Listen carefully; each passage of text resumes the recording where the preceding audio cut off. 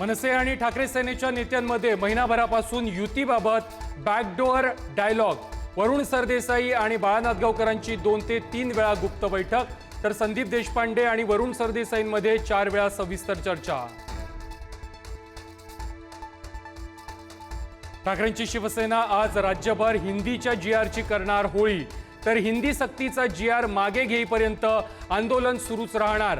आदित्य ठाकरेंचा सरकारला इशारा, मुख्यमंत्र्यांना पुनर्विचार करण्याचाही सल्ला।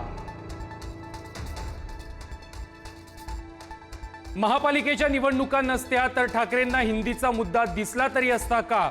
मुख्यमंत्री देवेंद्र फडणवीसांचा सवाल, तर उद्धव ठाकरेंच्या हिंदी विरोधामागे राजकारण असल्याचाही फडणवीसांचा दावा।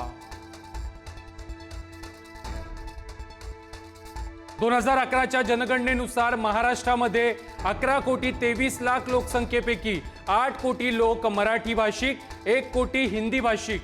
महाराष्ट्रातील एकूण लोकसंख्येच्या 69% मराठी भाषिक। पश्चिम महाराष्ट्रात सर्वाधिक 90% लोक मराठी बोलतात।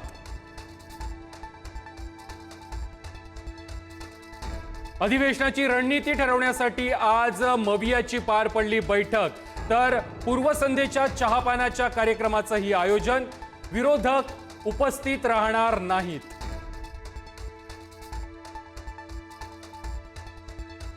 सिंधुदुर्गमधील शिवसेनेच्या मेळाव्यामध्ये मंत्री भरत गोगावलेंनी वाचली नारायण राणेंची कुंडली। राणे असेच वरपर्यंत पोहोचले नाहीत, अनेक केसेस अंगावर घेतल्या, अनेक मर्डर केल्याचं गोगावलेंचं वक्तव्य। शिंदेच्या शिवसेनेचे नेते तानाजी सावंत यांची प्रकृती बिघडली। पुण्यातील रुबी हॉस्पिटलमध्ये उपचार सुरू, आयसीयू मध्ये असल्याची माहिती, प्रकृती मात्र स्थिर। नाशिकमध्ये ठाकरेंच्या शिवसेनेला आणखी एक धक्का। विलास शिंदे यांच्यासह माजी महापौर आणि 8 नगरसेवकांचा आज शिंदेच्या शिवसेनेत प्रवेश। सारथी संस्थेच्या कार्यालयाच्या पायऱ्यांच्या कामावरून अजित पवारांची नाराजी।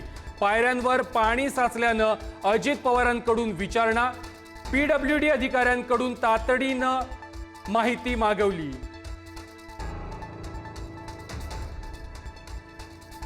पंढरपूरमध्ये व्हीआयपी दर्शनासाठी शिवसेना आमदार संतोष बांगरांचा मंदिर समितीवरती दबाव। व्हीआयपी दर्शन बंद असताना कार्यकर्त्यांच्या दर्शनासाठी थेट मंदिर समितीला पत्र, सामान्य भाविक मात्र ताटकळत।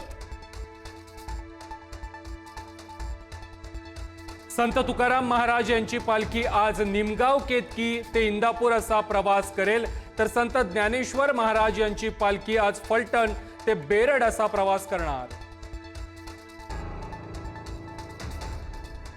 बीडमधील गर्भाशय शस्त्रक्रियेच्या गोरखधंद्याचा पर्दाफाश। बीडमध्ये 843 ऊसतोड महिला कामगारांच्या गर्भपिशव्या काढल्या। डॉक्टरांची कट प्रॅक्टिस आणि चुकीच्या सल्ल्यांमुळे प्रमाण वाढलं। पाकिस्तानमध्ये पावसाचा हाहाकार, 16 मुलांसह 34 जणांचा मृत्यू, 46 जण बेपत्ता। खैबर पख्तूनख्वा आणि पंजाब प्रांतामध्ये सर्वाधिक नुकसान। विठ्ठलाच्या दर्शन रांगेमध्ये 50,000 भाविक। विठ्ठलाची पदस्पर्श दर्शन रांग 4 किमी पर्यंत। विठ्ठल दर्शनासाठी 10 तासांचा कालावधी।